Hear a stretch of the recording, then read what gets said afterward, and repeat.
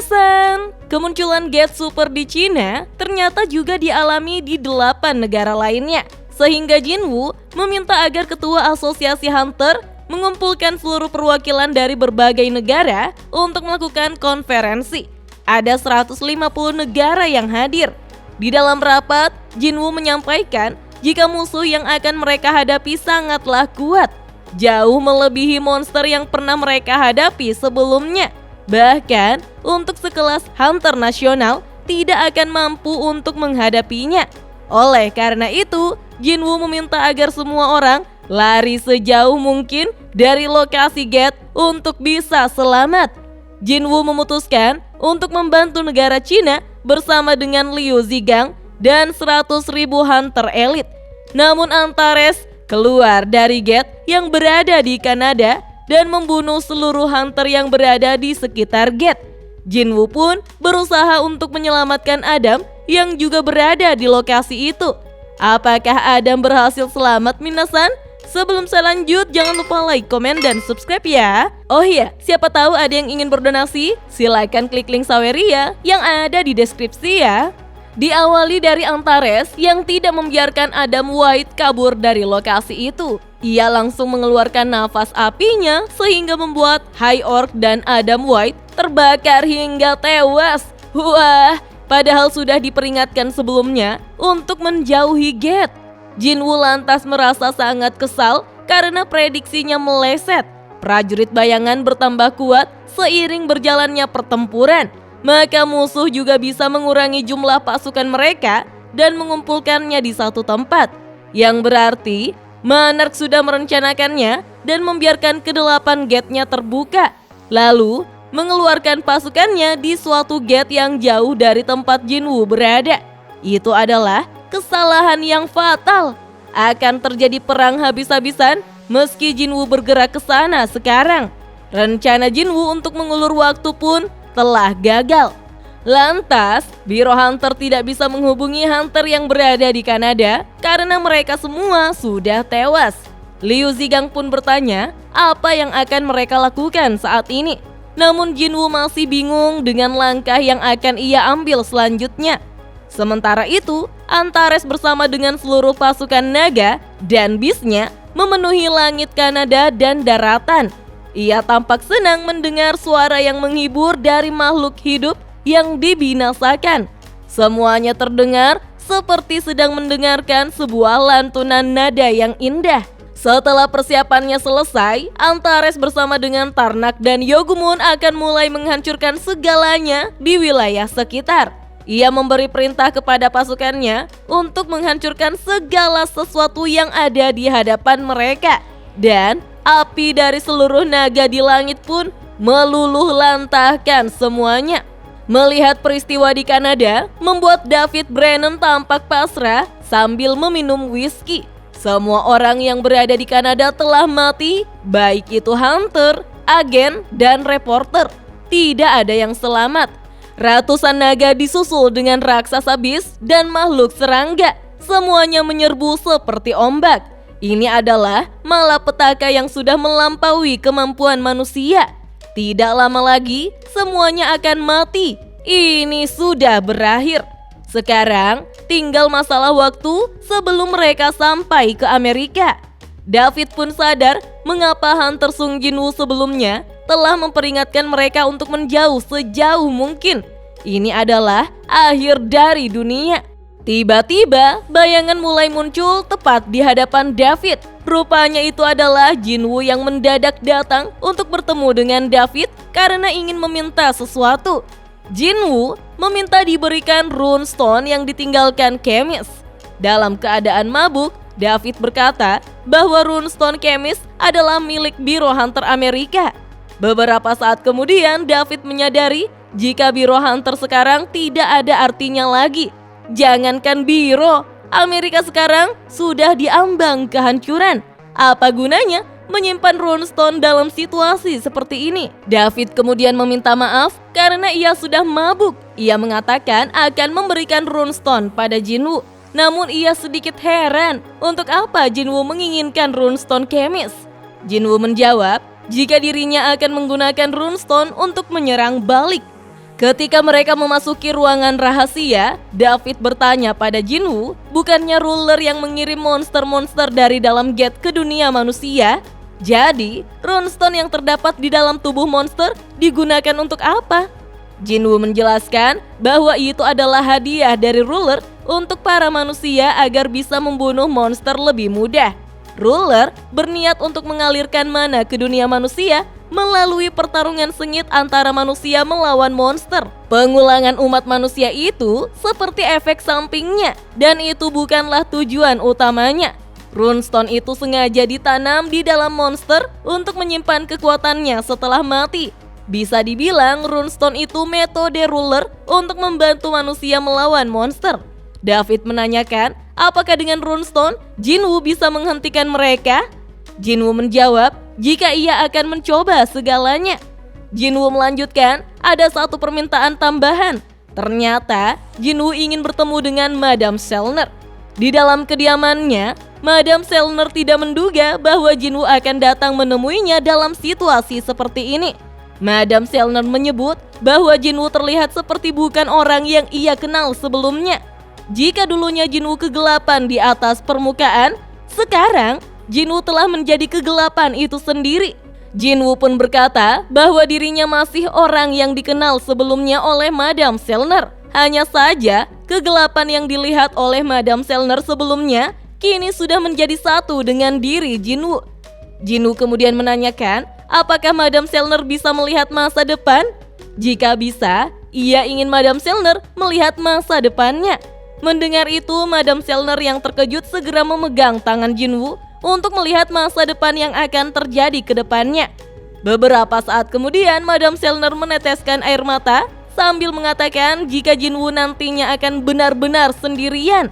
Jinwoo berniat mengemban beban semuanya sendirian. Namun, Jinwoo hanya tersenyum.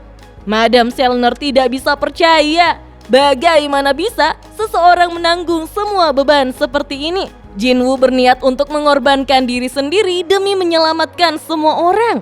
Setelah mendengar penjelasan Madame Selner, Jinwoo justru merasa bersyukur karena dirinya bisa melangkah sejauh itu. Tetapi Madame Selner berteriak, syukur apanya? Jinwoo akan bertarung sendirian dan tidak akan ada yang mengingat semua itu.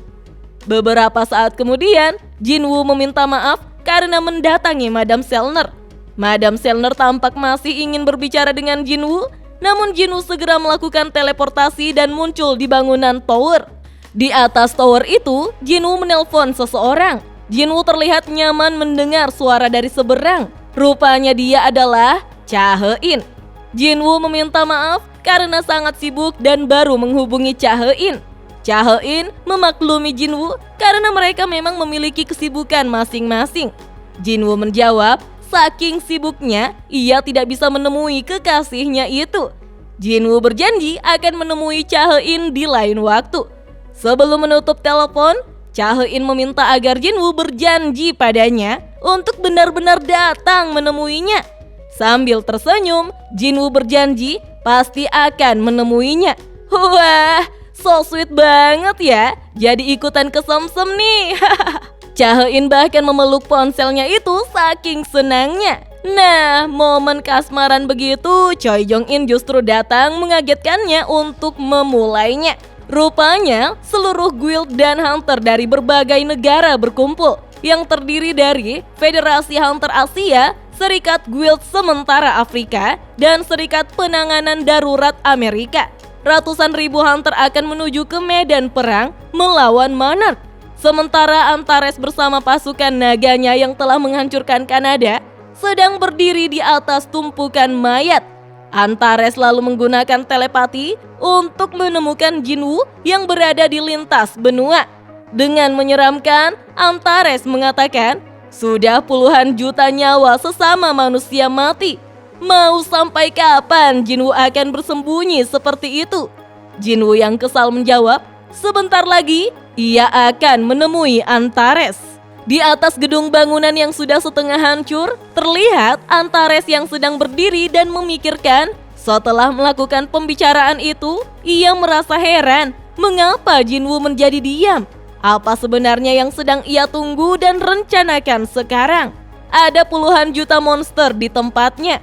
Mereka merupakan pasukan gabungan monster dari berbagai kelompok dunia Honsei.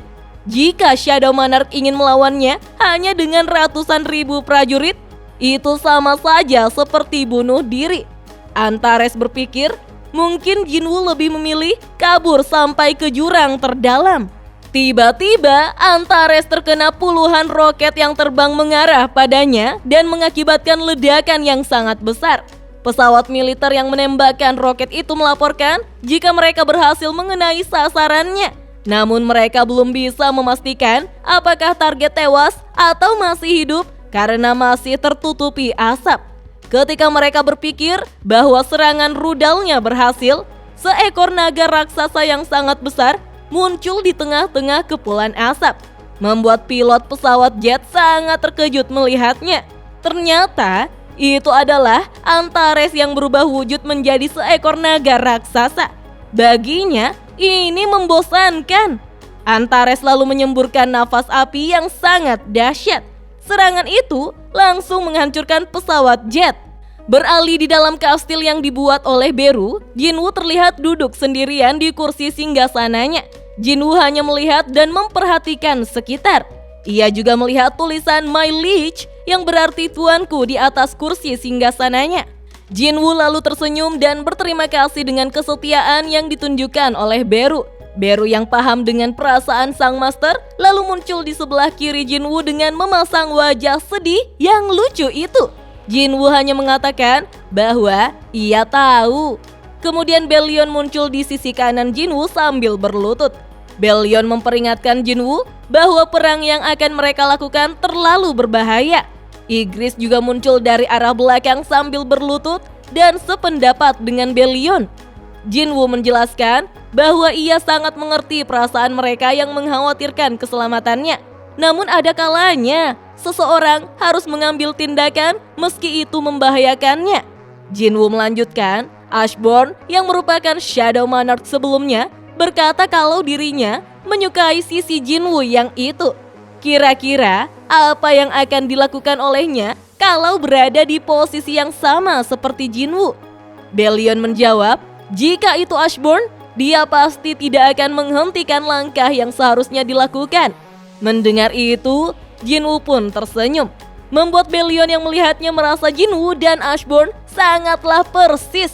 Bellion pun tertunduk, kemudian mengepalkan tangannya dan meninju lantai. Diikuti pula oleh Igris dan Beru. Mereka bertiga kini berlutut di hadapan Jinwoo. Mereka akan selalu bersama Jinwoo sampai akhir. Jinwoo pun mulai berdiri dari kursi singgasananya dan berjalan pergi. Langkah Jinwoo diikuti oleh ketiga komandan bayangannya. Mereka berjalan untuk meninggalkan kastil. Bellion lalu menyarankan agar sang master menghubungi keluarganya terlebih dahulu. Dengan menundukkan kepala, Jinwoo tidak ingin menghubungi keluarganya. Jinwoo pun menggenggam ponselnya sambil mengingat kenangan indah dan hangat bersama keluarganya. Menurutnya, mustahil untuk bergerak maju kalau ia mendengar suara keluarganya. Jinwoo lantas menghancurkan ponselnya. Dan inilah saatnya mereka menuju ke medan pertempuran. Kita lalu diperlihatkan kondisi Kanada yang sudah hancur dan terbakar persis seperti pemandangan kastil iblis. Di langit, pesawat jet berusaha menghindar dari serangan naga yang mengejarnya. Sesaat sebelum rahang naga sudah menghancurkan pesawat jet itu, pilot segera menggunakan kursi pelontar untuk menghindari serangan naga.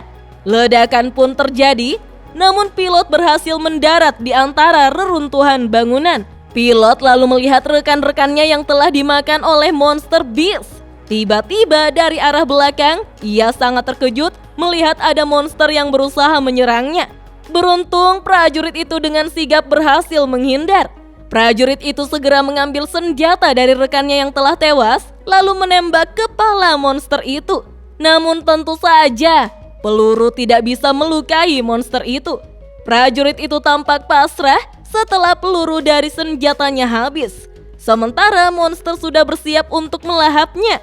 Tentara yang sudah siap mati dengan menutup matanya, lalu perlahan membuka matanya lagi dan melihat monster itu telah tewas dengan tubuh terbelah menjadi dua. Tentara itu kembali dikejutkan dengan kemunculan Jinwoo tepat di hadapannya dan menyelamatkannya dengan menebas monster menggunakan dagger kemisnya. Jinwoo yang sudah berada di medan perang segera memerintahkan prajurit itu untuk segera kabur. Namun tentara itu sangat syok melihat seluruh monster secara bersamaan bersiap untuk menerkam Jinwoo, membuat prajurit berteriak mengingatkan Jinwoo yang pandangannya teralihkan.